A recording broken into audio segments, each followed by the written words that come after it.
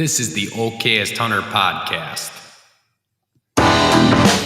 Never pass on shooter bucks, because that's just meat in the freezer. It's your tag, you hunt how you want. This is Okayest Hunter.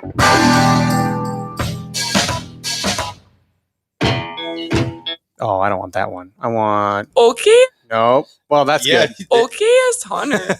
I think that sound just pisses everybody off, actually. Could be. There we go. That's a good one. Let's get started here. Cheers, buddy. Cheers. Another week.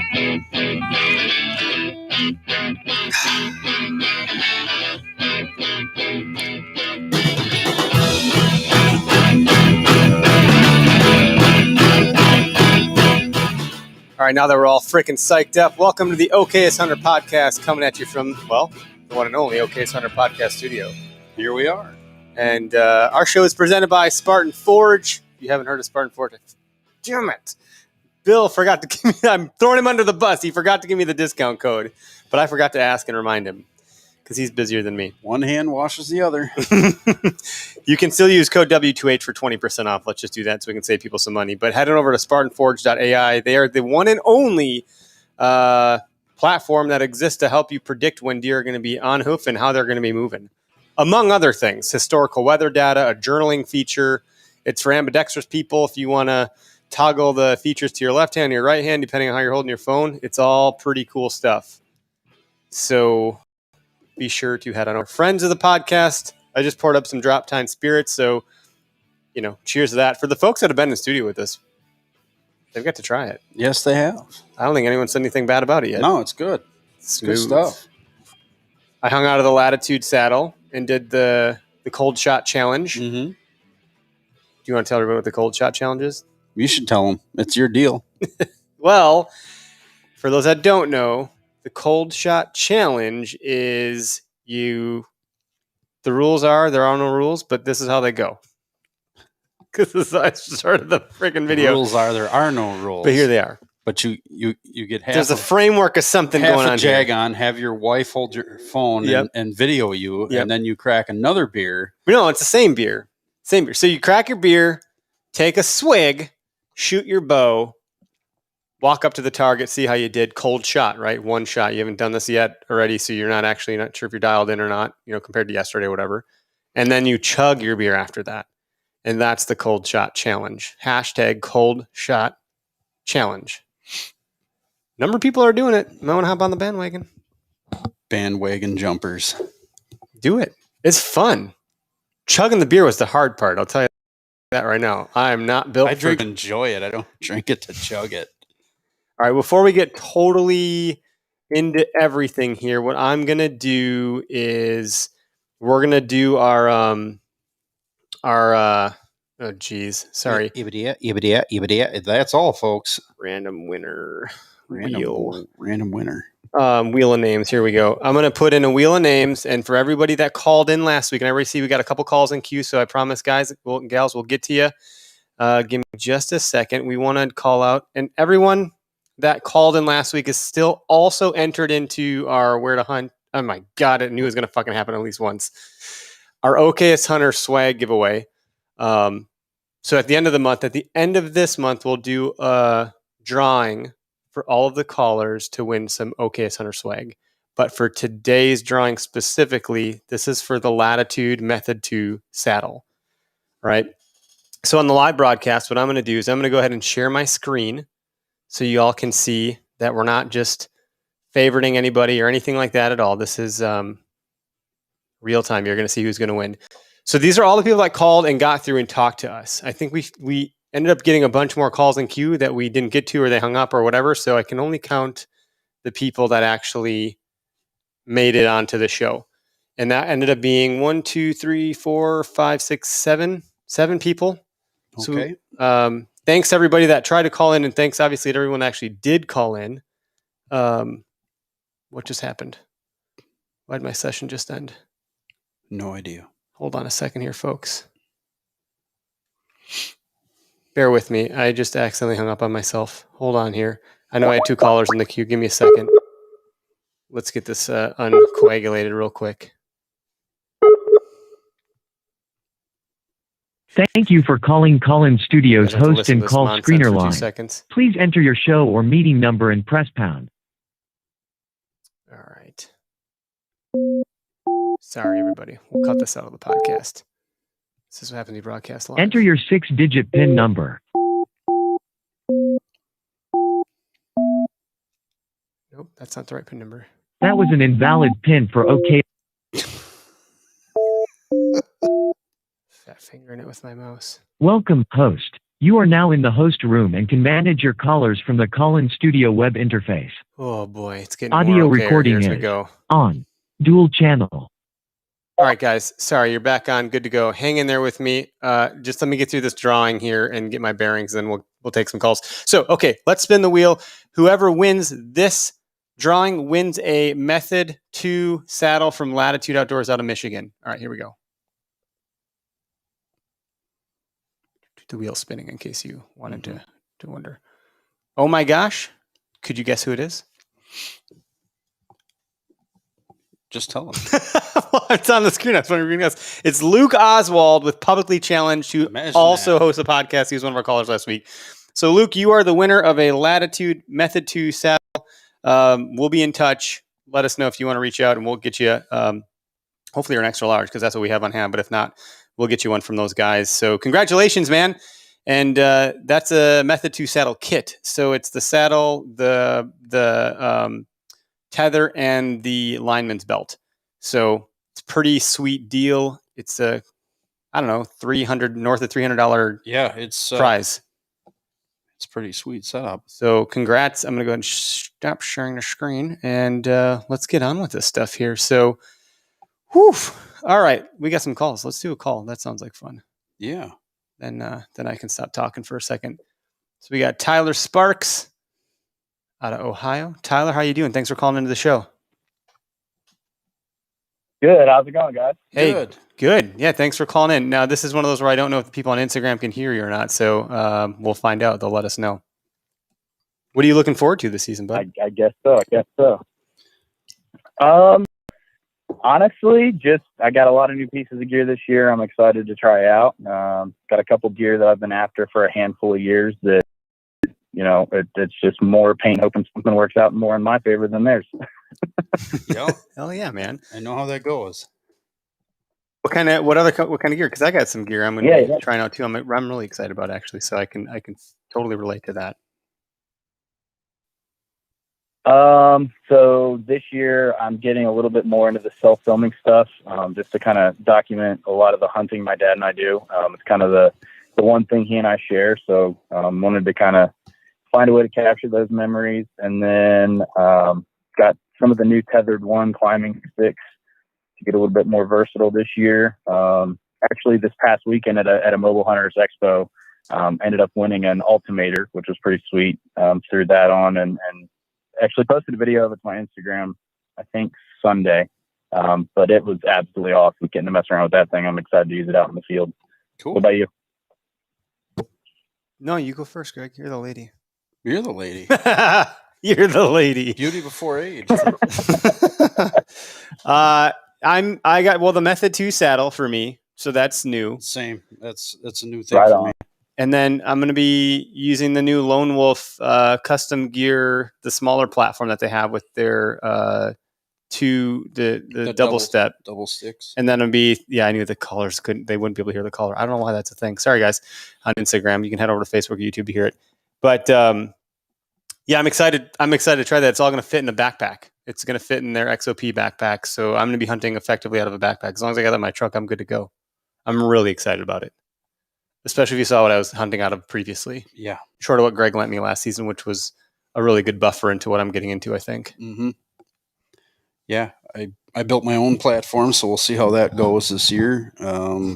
Sticks I'm not really sure of yet. I might not take the dive on a set of sticks. I might just hunt with what I've got. But other than that, nothing new for gear. Same old trail cameras, same iron wheel broadheads, same Vector custom shop arrows. The bow is the same. Yeah, nothing new other than that. You did pretty good over the weekend. I've got some of those Vector customs on the way now. Cool. Good. So, did anybody in particular help you over there? Was it Isaac, or he's got a couple new employees over there now too? I have no idea off the top of my head. It was just an online order I placed after, I think it was you guys actually seeing you guys talk about them. And I kind of was curious because I've been a gold tip guy for, Sure. 6 or 7 years when shooting tournaments and stuff, but I'm not shooting tournaments anymore. So I was like, I'll branch out and start looking at some other stuff. So Yeah, these things I liked how easy it was, and let's roll with it. Yeah, they're great hunting arrow. I mean, I had good success with them last year. So did Eric. Yep. So we really like those guys. We like their product, and they're pretty good about taking care of their customer. Yeah, I would say my dad's got their arrows now too. He got them. I mean, a lot of people we know have been scooping them up. Obviously, the hunting public is Hunting repping them, so they got a lot of exposure. Jason Matzinger, he's a big deal in the West. He's got a few big names on his staff now. So yeah, good product. Stuff. Well, dude, you're entered in to win some Okayest Hunter swag at the end of this month. We just launched our beer camp collection last night at like midnight. So take a look at some of that stuff. If you iron something up, you can hold off to the other month and see if you get called or drawn for a win. Yeah, that's awesome. I saw that drop. That all looks pretty sweet. I liked the beer camp theme. It was a pretty creative idea. But I was wondering if I could share. I've got 3 different stories I wanted to That's right. Yes. come on with, but I feel like I've only got time for one, more than likely. So I was going to give you guys the titles and then let you guys choose which one you're more inclined to hear. How about pick one that you think, and then that gives you an excuse to call back the next week and the next week. Yes. I can do that. That's awesome. So I guess I'll start off with a story called Racks of Rabies. Kind of how I titled it. And basically what it was, about 2 years ago, I had this private piece, got permission on it that year, and it started, the normal regimen, was allowed to put some corn out down here in Ohio, had some things rolling, had a camera over it. And I had this buck that we called Club 7 because he had one side was just this awkward looking, club. It looked like an Irish, like shillelagh or something. He just looked goofy as all get out. But the other side of him was like a 5x, and was just big and monstrous. And, I'm all about goofy, unnatural looking deer. So I thought he was awesome. And I had this plan to go in really early, like an hour or so before daylight, get set up, get quiet. And on my way in, I'm cutting across the main field, and there's a little ridge that I have to hop to get back to my stand. And it's right where my feed pile is. And as I'm getting close to this ridge, I can hear a bunch of mint and stuff on the other side of it. So I kind of just stopped thinking, oh man, there's deer in here feeding already. So I sat down, I got quiet, I waited a little while, and noise kind of stopped. So I was like, all right, I'm going to go ahead and go get in my tree. I climb up, I get settled, I'm all bundled up. I've got some time. So I set an alarm on my phone for, vibrate, stuffed it inside my shirt pocket, and just kind of snuggled up like I was going to take a little nap. And right about the time that I got quiet, I could hear some scratching up above me on the tree. I'm kind of sitting there like, oh, maybe there's a squirrel up here or something. Not too worried about it. And as I'm sitting there, pitch black, there's no light, it's dead silent. And from behind me, like right at head level, I just start hearing sniffing. And it sounded like a bloodhound was in the tree trying to sniff something out. And I just kind of froze and like started to shake because I knew whatever it was like right there. And all I could think is like, if I just be still, it'll go away. I'm not going to have to worry about it. And I didn't move. I waited about probably 45 seconds went by and everything got real quiet again. And then I just start hearing this like weird snarl. It was just like, and I was like, I've never heard an animal make this noise. This is getting really creepy. I don't know what to do. I've still got half hour before the sun even comes up. So I real slowly reach in my pack. I pull out my flashlight and I click it on. And there's about a 15 to 20 pound raccoon inside of 4 feet from my face on one of the branches on the tree, staring at me. And I tell you what, I've had some pucker factors in my life, but when you're 20 feet high in the air and there's a raccoon that close to your face and you've got nowhere to go, it gets nervous. And I did everything I could to try and get him to go as far away as he would. He wouldn't move. So finally I was like, you know what? I'm going to climb down. I'm going to give him some time to get out of the tree. I Climb down. I get on the ground. I waited for a while. I kind of walked probably about 5 or 10 yards away, and I heard some more noise and everything, and then it went silent. So I was like, okay, he's got to be out. I climb back up in there. I get to hunting that day, and probably about the first 45 minutes of the day goes by. I haven't seen any deer, and I just so happened to like look up above me, and he had gone 2 levels higher in the branches, curled up and fallen asleep. And I just kept looking up, thinking at some point he's got to come down. And probably about every 5 or 10 minutes, I would kind of look up at him. And about, 8:30, 9 a.m., I look up and he's staring back down at me again, because now he wants to get down and I'm still in his tree. And I just got so nervous about him coming back down and coming at me that I actually ended up missing my target deer. He walked past me while I was looking at the raccoon, and I turned around and he was like 85, 90 yard field. And I just kept sitting there thinking to myself, like, do I stay here and wait it out, or do I risk having to go get rabies shots? Like that was my dilemma. And so finally I was like, you know what? No deer is worth me having to get rabies shots today. I'm leaving. Like, I'm done. I was like, you win, raccoon. I'm out of here. You can keep the tree. You can keep the stand. I was like, the only thing you're not getting is my bow. And I left. Those things are freaking They're nuts, mean, man. And they're fearless. I've had some encounters with coons deer hunting, like walking into a spot real dark, 4:30 in the morning, walking along a cornfield, and you hear something growl, and you turn around and look, and there's a coon, 10 yards into, and they sound ferocious, man. Especially when you're just walking, trying to get someplace, and you hear it growl at you. You turn around and you're looking around, you can't see it, and all of a sudden you see eyeballs, just kind of moving through the corn. It's like, yep, time to book it, double time it, and time to go. When I was a kid, I used to have an irrational fear of raccoons.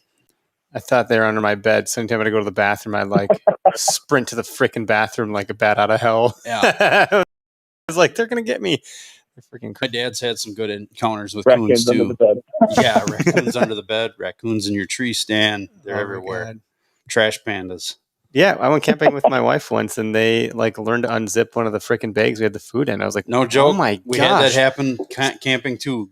Lifted the lid on the cooler, got into the cooler, took the bread out, stripped, opened the Could bag. hear meat and chips. He ate the entire loaf of white bread and came back for more. Like, I went off into the woods 100 yards away from the campsite, and there it was, a totally molested bag of white bread. What was left? It was just the bag and the twist tie.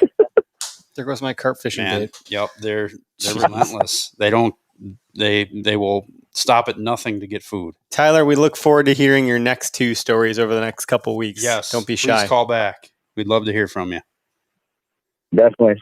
Thanks, buddy. Definitely will. They're the next one's a doozy. Okay, good, man. Good. All right. Awesome. We'll talk to you soon, buddy. You have a good one.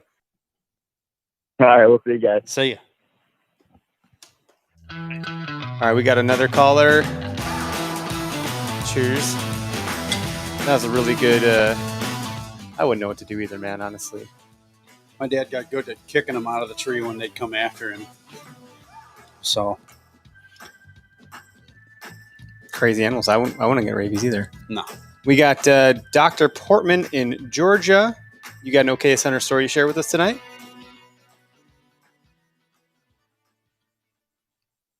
Can you hear us all right? Yeah, I think I said that. Yeah, so my name's Zach. I'm actually in Fort Benning, Georgia. Got it. Hey, Zach, how you doing, man? I'm doing pretty good. How are you guys doing tonight? Good. My auto transcriber called you Dr. Portman. So I don't know if that's right or not. But Paging Yeah, Dr. it's Portman. just a little bit of it's a little bit of a redneck accent mixed with some technology. Kind of screwed that one up, I guess. Doctor. So, are you currently in the armed forces? You're down in Fort Benning? Yeah, I'm in the Army, so we're currently at Fort Benning, and we'll be going to Fort Campbell, Tennessee, in a few months.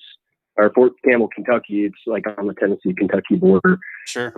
So I'm looking forward to some big stuff there, and a lot of good duck hunting that way as well. Cool. My godson's down in Fort Benning right now, too. So, basic training. Oh, that's awesome. That's awesome. Well, good for him, man. I'm sure he's doing great. That's, feel bad for those guys.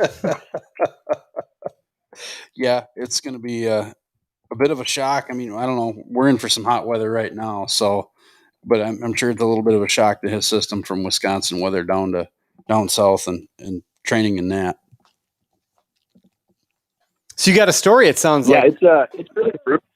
Oh, go ahead. There's a leg. My bad. Yeah. That's all right. Yeah, absolutely. So I've hunted a good portion of my life. My dad didn't hunt, but I started hunting when I was a teenager. But I am from Atlanta, the Atlanta area, kind of towards North Georgia. But my previous duty station was in Fort Bliss, Texas. So we got to draw a bunch of tags in southern New Mexico. So there's 7 different species on Fort Bliss. There's oddad, oryx, elk, mule deer. I think there's javelina and pronghorn. So I was able to draw 2 oryx tags while I was there and 2 mule deer tags. So Wow. that was a lot of fun. But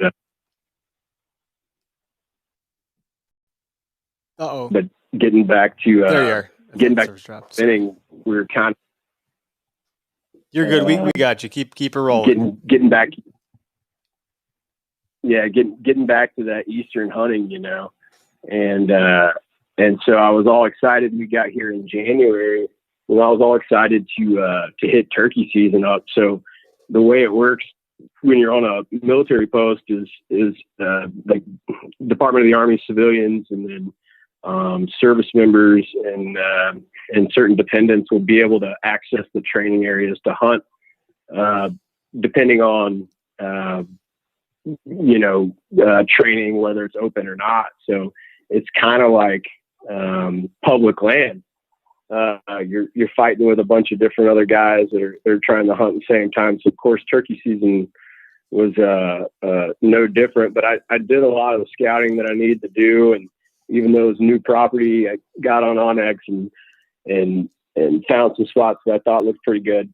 So opening weekend, I actually shot I think it was the second day of the season. I shot a damn toad, 20-pound bird, 10.5-inch beard, 1.25 spurs. That's a just beast. The best, I could think of.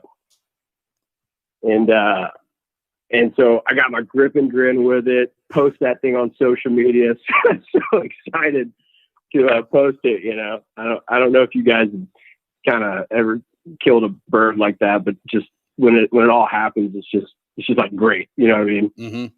It is. It's great. My first bird was a 24-pounder with an 11.5-inch beard, but we didn't have a camera.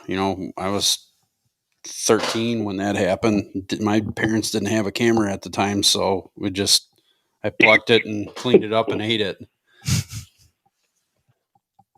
I don't know anything about turkey hunting, guys. disappointing. I'm like out of the loop with it. I don't know. I would probably post a picture and be like super jacked about it. Yeah. I mean, I'm 35, so if I go hunting this year or next, I'll be 35, 36. And you better bet I'm posting a picture of something I get, because I'll be the first one. I'll be super jacked.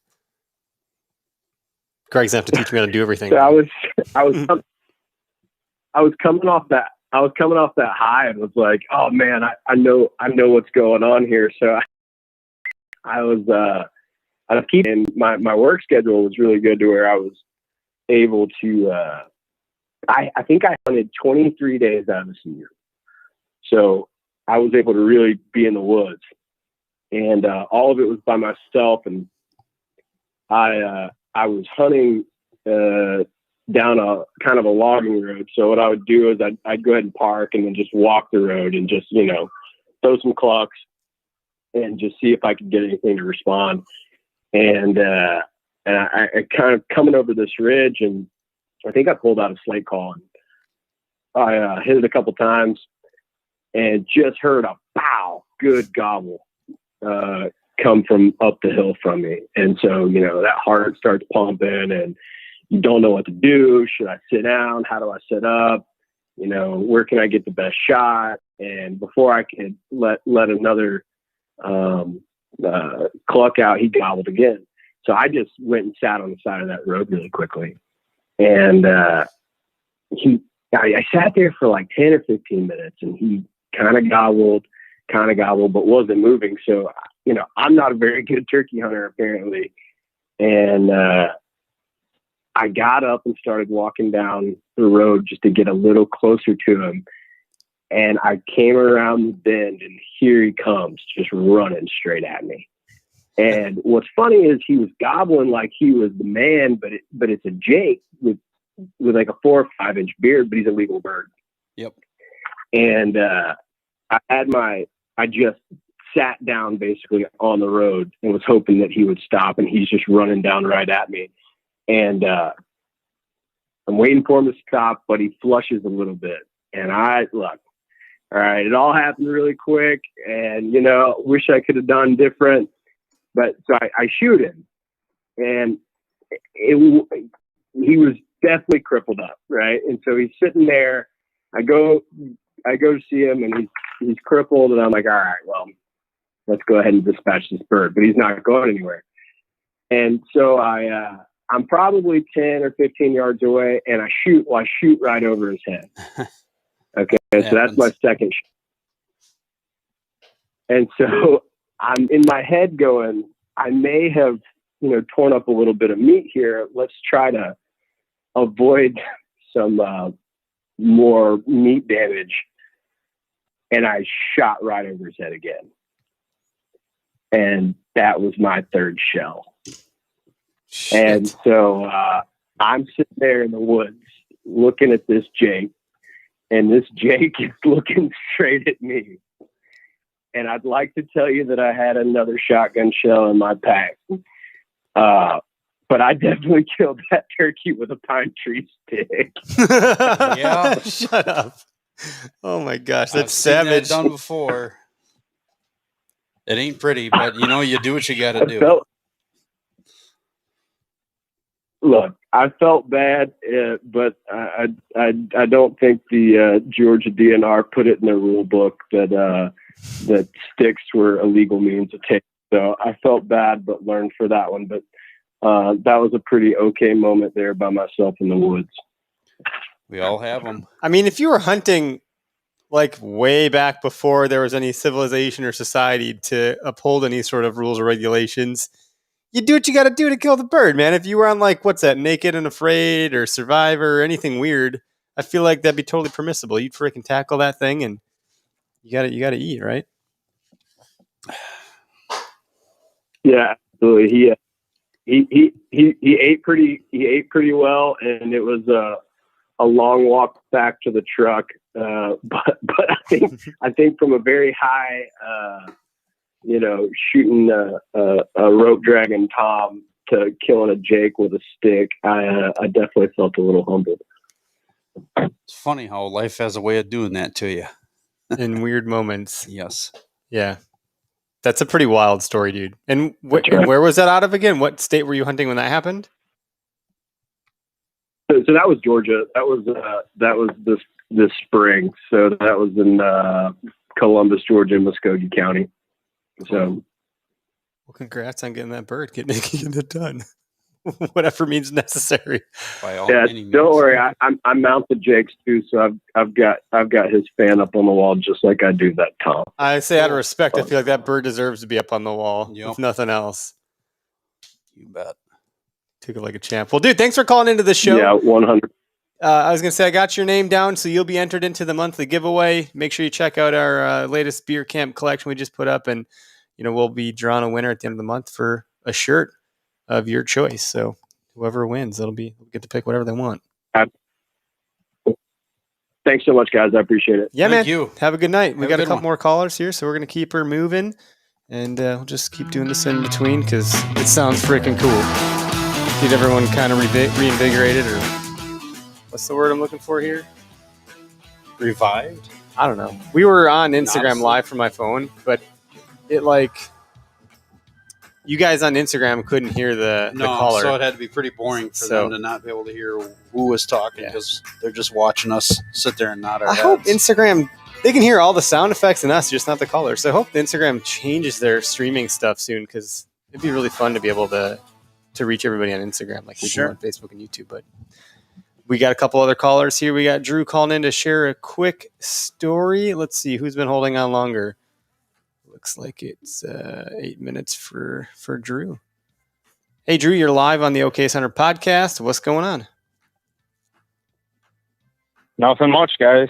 Just wanted to call in quick, share a quick story, tell you that cold shot challenge was pretty badass. So, oh, you did it. That's right. Oak Tree Dreams. Oh, yeah. Yeah. Me and Jared did it. It's one of those trends that we could definitely hop on because it's like I said, it's two of our favorite things: drinking beer and shooting deer. I mean, there you go. You know it, man. Yeah, I think your shot was way better than mine. My shot was pretty poor. Yeah, you shanked it bad. I don't know, man. I would just let it rip quick, and I had the kids there. Holly's there. I was hanging out of the saddle just for shits, and he had stage fright. Yeah, it got weird. It wasn't that weird. At least I hit the target. Otherwise, I would have flown in my neighbor's yard. Granted, I was only like maybe 12 yards, but you know. Yeah, beggars can't be choosers sometimes. But yeah. But the story is from this year's youth season here in Wisconsin. Okay. I was out hunting with Jarrett, who's part of Oak Tree Dreams, and we took his cousin out. It was his very first time turkey hunting, really hunting anything with any form of gun, I guess. And it was opening day for youth season. We get out, before light even, get all set up in a spot we found turkeys in, or some toms in the night before, and get there. There's absolutely nothing, like absolutely no gobbles around. So it's like, some time passed. It got to 9 o'clock and we're like snacking the whole time. We kind of gave up turkey hunting that morning and just kept eating because we were so damn hungry. And we get to a different spot, get outside of the truck, and it was just kind of one of those shits and giggle things. You didn't really expect anything to happen. And get out of the truck, I make a quick call on my pot call, and one gobble's like not even, I'd say furthest was probably 60, 70 yards in this pine row. And it's on public land too, so it was kind of even cooler because there's people hunting there that morning, and they were all gone before probably like 7:30, so they were gone early.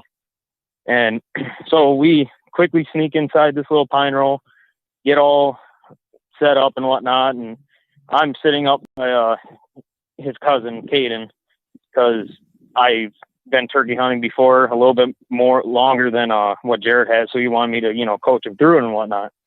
So Jared, was behind us. He was sitting there kind of right behind the tree, leaning on it. And me and Caden are focused on the gobblers that are gobbling at us and whatnot. And so we're sitting there still calling.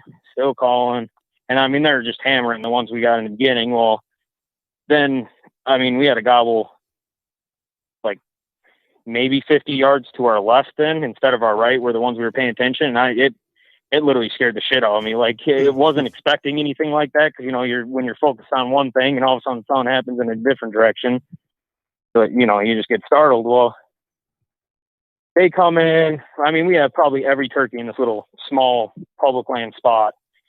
It was probably 25 birds total, jakes, toms, hens. They're all coming in, and me and Caden haven't talked to Jared in a while. He's right behind us, but we haven't said a word to him, or he hasn't said a word. And Caden wasn't able to get a shot at any of the birds. He kept telling me he can't get a shot. I'm like, well, but because they started putting, so usually that means game over. They're leaving. Yeah, they're leaving. Like just move one way or the other. Try and pop a shot off. Because there was a tom and a couple of jakes that were like spread out far enough to where he wouldn't wound any other birds or shoot any other than just the one he was aiming at. And well, he didn't shoot. He didn't feel comfortable, and I'm like, oh, good job, waiting on that. And me and Caden turn around to talk to Jared, and Jared's like laying flat on the ground. Flat. He looks like he died, I guess is the word to use. And when he lifts his head up and like there's tears coming down, and we're like, what the hell is going on? And he's like, my leg. My leg. I was like, what do you mean your leg? He goes, it's cramping bad. And he's just like rolling and just hysterically crying because of the pain. And then he goes, oh no, my other leg. And his other leg starts cramping. And I think we spent like a whole 5 minutes trying to figure out how to help him. And he said, just don't touch me and this and that. And I was like, dude, I don't know what you want to do, but these Toms left and we could probably get back on them because there's a road that, connects. And he goes, well, I get that. You guys just go on without me. I'll be fine. And he's acting like he's just going to like die here while we're out chasing these turkeys on public land. And we're like, no, we're going to wait. We're going to wait. Finally, he stands up, and the way he's walking like it's his very first time using his legs. The rest of the day, he was just in pain. And I mean, it was hilarious for me and Caden. I mean, I'm not going to lie about that, but. Well, what the heck was the deal? What? And,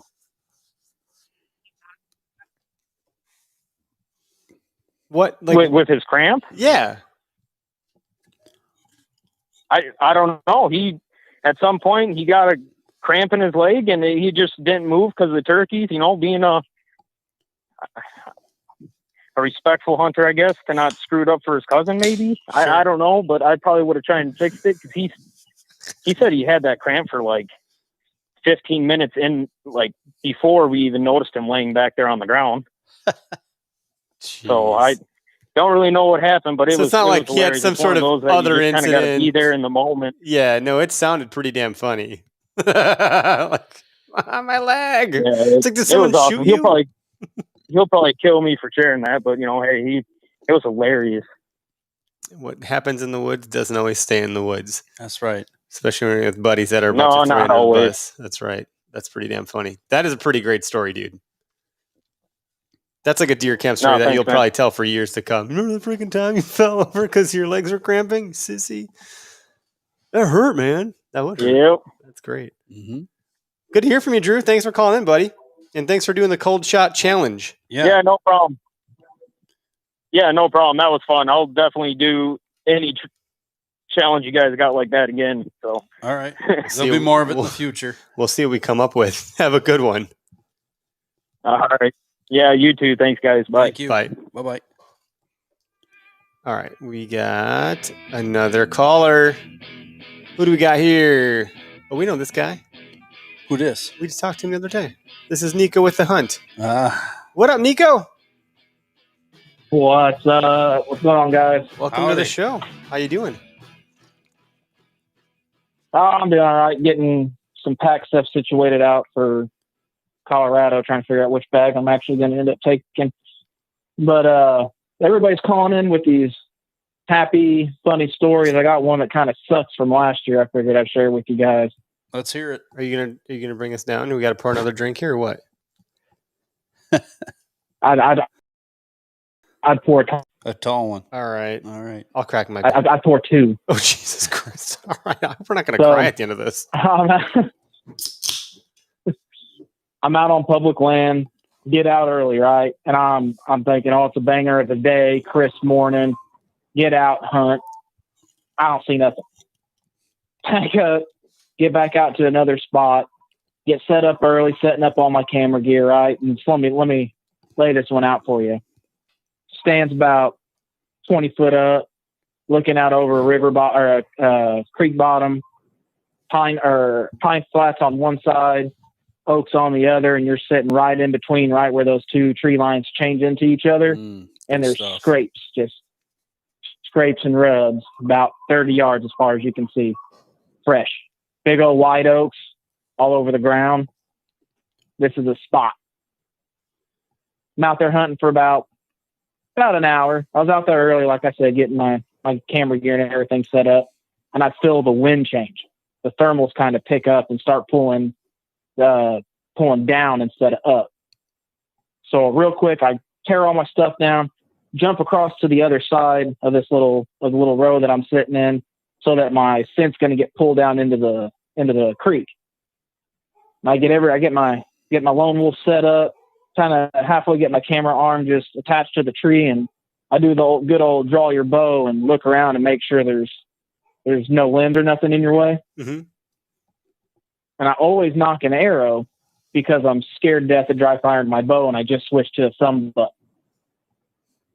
So I draw my bow back, and I'm kind of stretching it out, feeling, and I look about 15 yards in front of me, about 175-inch 10-point just staring at me.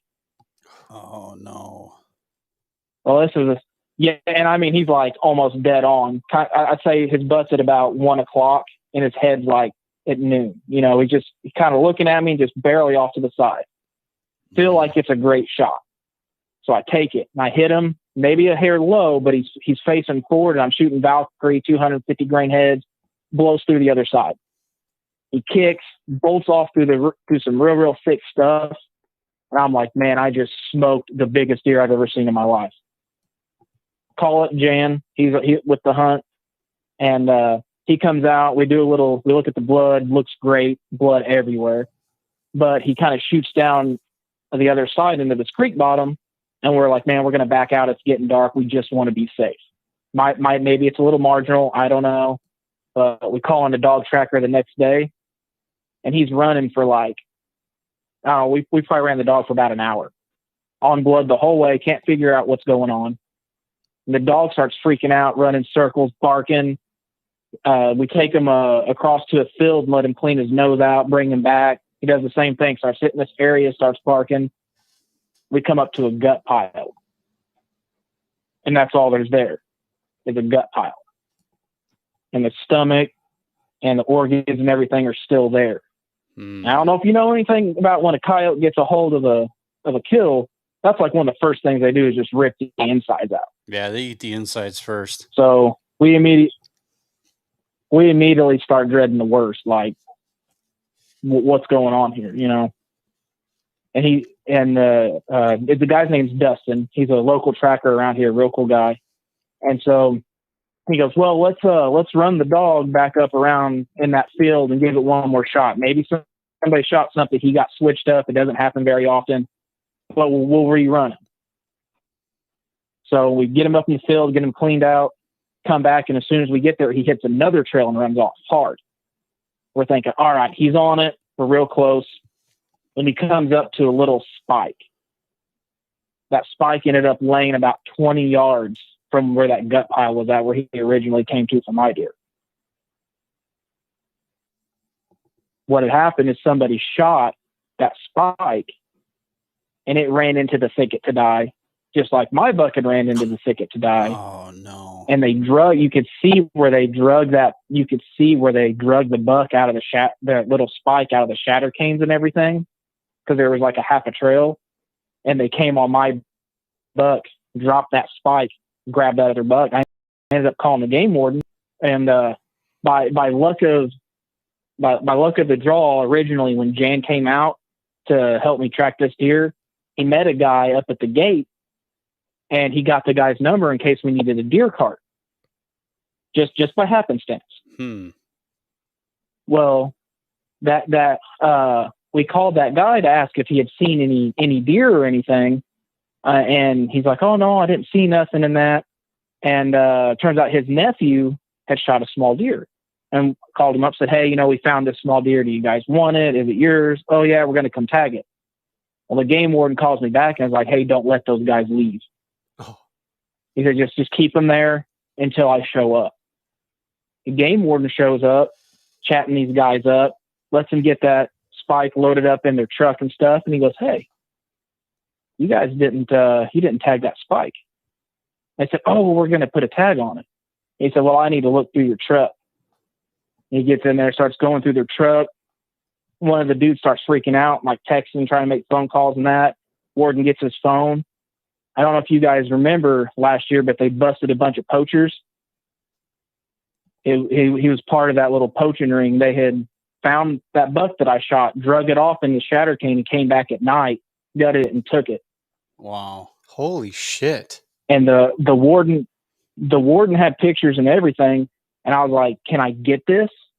And he goes, did you put a tag on it? I said, no. He goes, well, we can't, it's evidence, so you can't get it back because you never put a tag on it. But the state does an auction every couple of years on this kind of stuff. And if you're lucky, you can bid on it and get it back. Oh That sucks. God, dude. Yeah, that kept me awake for a solid 2 weeks.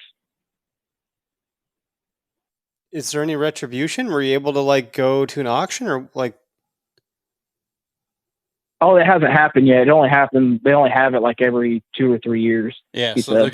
they're gonna collect a bunch of like whenever. They'll collect a bunch. Yeah, of like when they bust poachers Sure. or when So then they maybe when someday they you'll find be able to- people leave deer stands out. Wow. Yeah. You weren't kidding, man. About this is pour another drink. Pouring up for your buck while we're at it. Jeez. Yeah. And what's crazy is that deer, like, probably I had stopped and talked to some out of state guys from Alabama. They're real cool guys, and they had seen that buck running around the area too, and they were after him. And I told them originally that I had hit it, dude. They were stoked because they wanted to see it because it was a toad for that area, and we never even got to put hands on it. That's rough. Sorry to hear that, buddy. That's a rough one. We got but we got some more beer to drink on your behalf then for the rest of the show. No kidding. Well, we hopefully. So our next caller. That's one of those we. Yeah, we do have another caller behind. We have a couple behind you, but our next one, I'm hoping they're going to lift our spirits here. I hate to be Debbie Downer, but I figured I was going to break sharing, from the man. pack. That's a pretty unique my situation. Little, that's a really little unique story. Situation. Sure. Well, it's rough. Hey, but I'm sure someone's got. I've heard similar stories of deer running private property and landowners say, "Nope, can't come and get it." You've heard that kind of stuff before. So this one's totally out there, though, as far as I haven't heard something like that. The coincidence behind all this stuff, too. Holy crap. Wild, man. Well, and what's crazy is, like, I had originally called the game warden, like, hey, I found this spike. I think somebody stole my deer.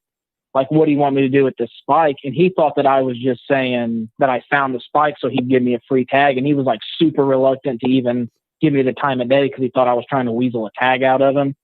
To put on this spike so I didn't have to use a buck tag. Like, bro, I ain't trying to and waste then my when buck those tag other on a guys shooter showed up, buck he here. was. Oh, man. Yeah, but then when those other guys decided to show up to pick up that spike, he got a feather in his hat and decided he was going to come on out and see what was what. Yeah, that's cool. You get to kind of like. I did end up filling those tags, so.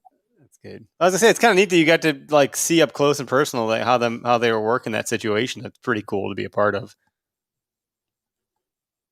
Yeah, it was really cool. He went back to like where the deer was, like where we found the gut pile and stuff, and he had like a little tablet and he took an aerial photo and like marked it out. And he's like, yeah, you can see where it looked like it was drug up here into these canes. We went up there and there was like blood and stuff up in there, and pointed out where you could see looked like a game card had come through over here and.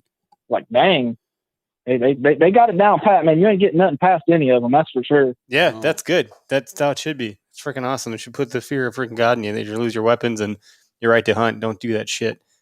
But Nico, dude, thanks for calling in, man. We're gonna keep rolling with the next caller. Well, take it easy, guys. You have a good night, buddy. Thank you. Later. Ryan with Deers and Beers. You're live on the Okayest Hunter podcast. Welcome to the show, you son of a bitch. Look at the head on that guy. What's going on, Eric? Well, what's happening? Did you hear that story that we just heard?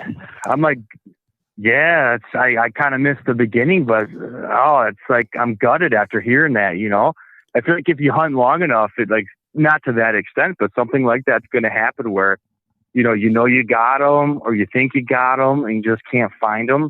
And like, I'm still losing sleep over the last time that happened. Something like that to me, just like sure, happens to everybody. But that's the beauty of your show, It's like everybody goes through it, and we're all here to support each other in one way or another. So that's right. Keep on keeping on, right? There you go. Pressure's on for you to lift the spirit up here.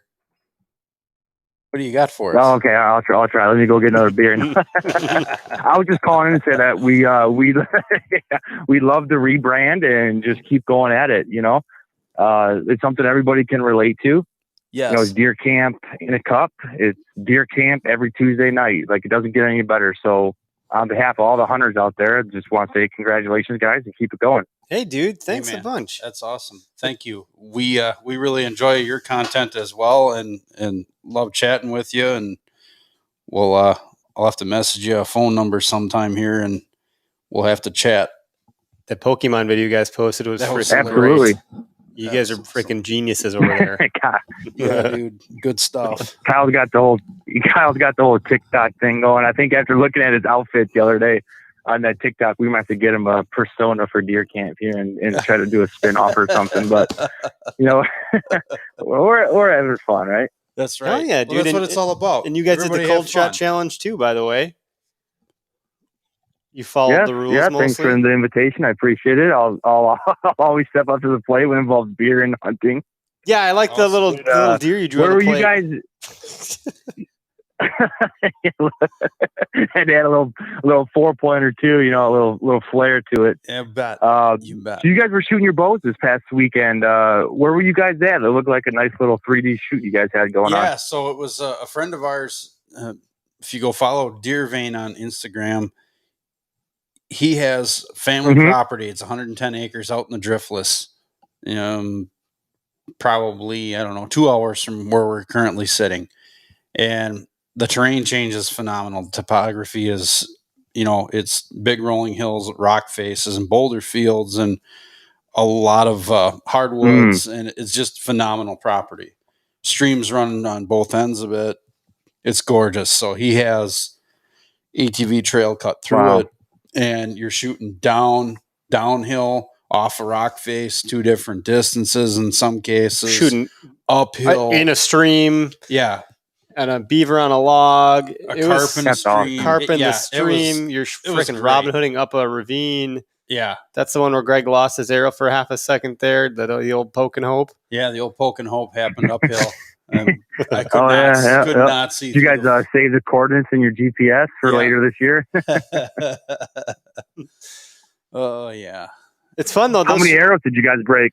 Didn't break a one, dude. I thought, because that one ricocheted off at least 4 trees. Oh, man. Ricocheted off of 4 trees, and I found one fletching. Don't know where the other one was. I walked right past it, turned around and looked downhill to talk to Eric, and there it was right in front of me by 3 steps, just sticking in the ground. Pulled it up. It's literally straight as an arrow, ready to go again. Just if like I'd had. Yeah, just like the arrow on our album cover. They're Vector Custom Shop. Shameless plug for them.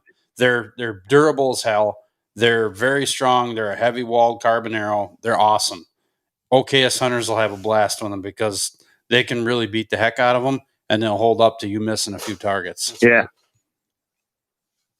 That's awesome. It's like when you shoot it and you hear that sound or you can't find it, you're like, shit, like, there goes $20 There goes or some whatever. money. You're writing Yeah, it off, right. and you go find it. It's like hitting the lottery, isn't it? Yeah, it certainly is. Yeah, he lost all the fletchings, which they're white, and the arrow shaft is black. He's like, man, I don't know. I was like, well, I'd give up, man. You're not going to find a black stick among all the black sticks up And it there. was Like, dark in there because it was cloudy, overcast, and we're under quite a bit of cover there. Greg's glasses are fogged up. We're drenched in sweat. You would have thought we got rained on. It was so damn hot. Yeah, but it was a good time. It was fun. Oh, yeah. Yeah, definitely a heat wave over in our area. And it's going to get like up to 90 or something next couple of days. I'm just not looking forward to that. But we hit it today, 90. Oh, well, it's the way she goes, right? That's right. Yeah. The dog days are here. Mm-hmm. It's August. It's like something mentally in my mind switches over. Like usually around September, once that you get that cold morning when it's like 40 or 50 and it comes out of nowhere, that's like, okay, hunting season's here. Yep. You start getting amped up for it. You're like, everyone's like getting their shit ready, shooting your bow here and there, buying this, buying that. But like mentally, you can't get in the zone, at least for me, until you get that first real cold morning. You're like, oh, fuck yeah, baby, here we go. Just a couple more weeks and then we're going to get after it. Yep. Damn right. It certainly gets you tuned up for it. Can feel it in your plums. Yep. All right, boys. I'm sure you got some other callers or stuff. I won't keep you too long, but they'll try to call in another week or so. But sounds we good, want to congratulate you on the rebrand and keep doing what you guys are doing. You guys are doing good stuff for the sport here. Buck shaming, getting rid of all that. So, keep going. Best wishes to you boys, and we'll keep in touch. Thanks, adios, dude. Have a good night. Take care.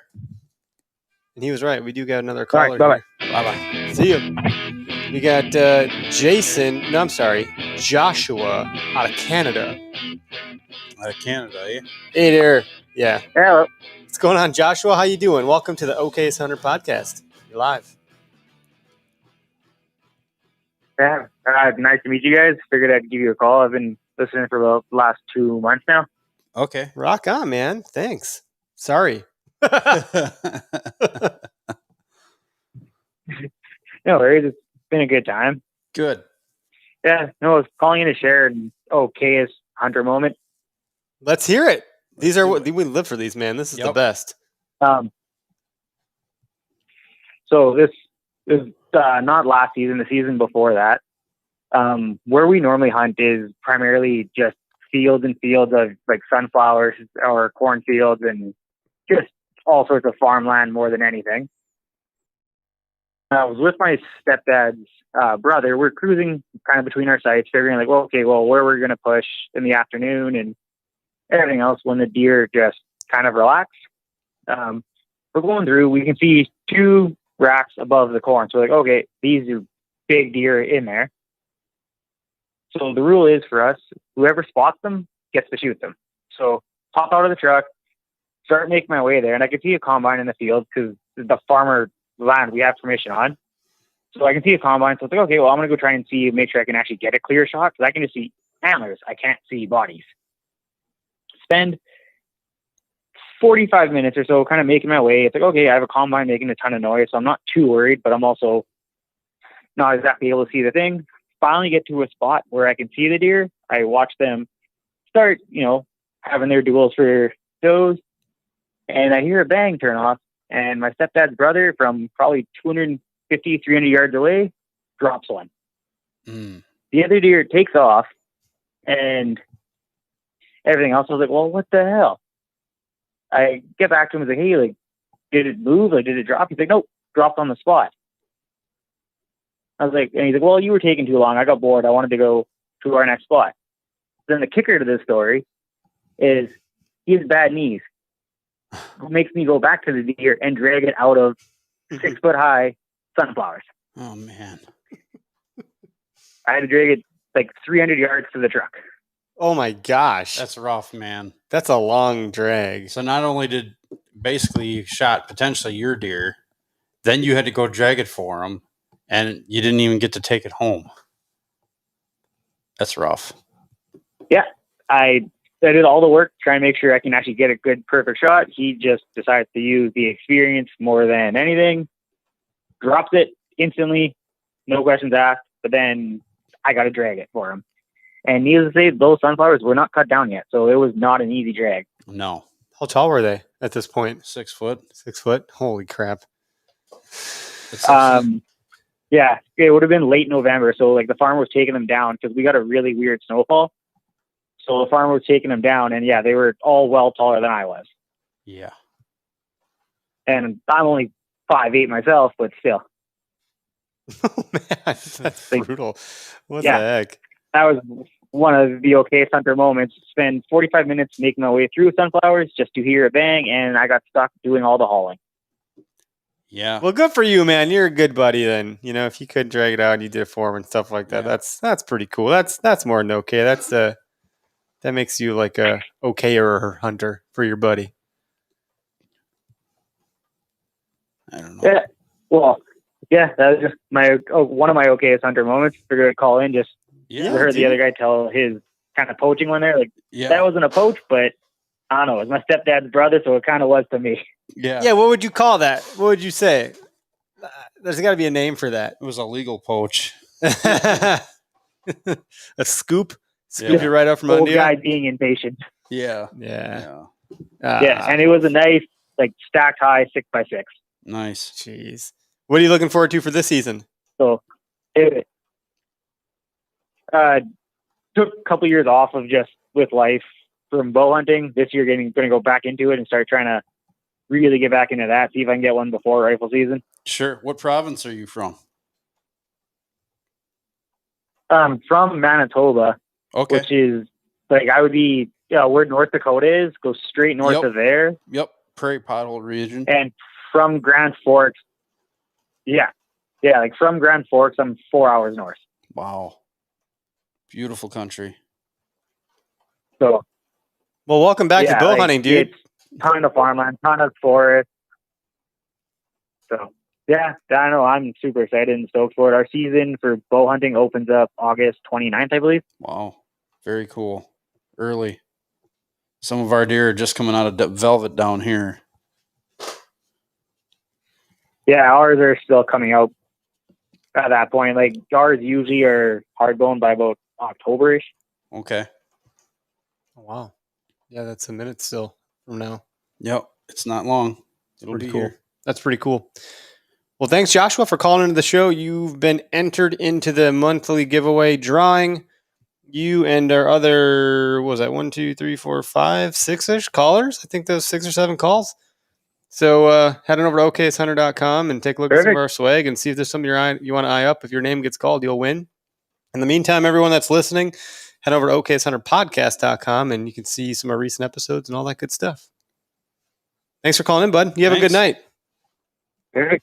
Yeah, thanks. You guys too. Have a good one. Thank you. That was a good chunk of calls there. Back to back to back to back to back to back to One back. after another. How many did we end up dropping off? I think we only missed one. Missed one. But it may have been some that tried to get back in. So it's turning into more of the radio show kind of theme where you got to sit and wait. Sit and wait. The only difference is we let you hear the show you're waiting rather than the busy tone. Yeah. That's always better anyway. That's not the worst thing. But it is kind of hard. You got stuff going on in life, trying to sit there and wait to call into something is tricky. I know. Maybe we'll have to start doing some cash prizes for callers or something like that. Be the 5th caller and you'll win, Yeah. something. New car. Right. Don't say that. Okay. The lug nut off my truck. Yeah. A sticker. I don't know. Yeah. We'll do some fun stuff. We got a hell of a storm brewing out there. My It's wife just texted brutal. me we are out of power right now. Uh-oh. So Well, that might suck for tomorrow.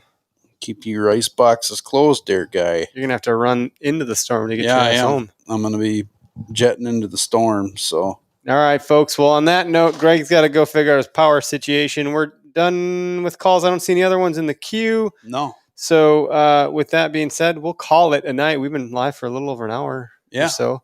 So it's time to put the kibosh on it. Yeah, if you shared your story and you got to say your piece and call in, you like what we're doing here and what we're trying to accomplish with our mission to end deer shimming, you like the show, give us a review on iTunes, man. I'll ask for it. Yeah. It's been a long time since I've asked for a review, but I think they matter or something. I think that helps it show up or whatever. Yep. Anywho, everybody have a great night, and we'll catch you next week. Be sure to tune in Tuesdays, 6-ish p.m. Central Standard Time. Yeah, we'll be back. Yeah, never pass Never pass. on that shooter buck. Or that shooter beer. Ooh, shooter beer at beer camp.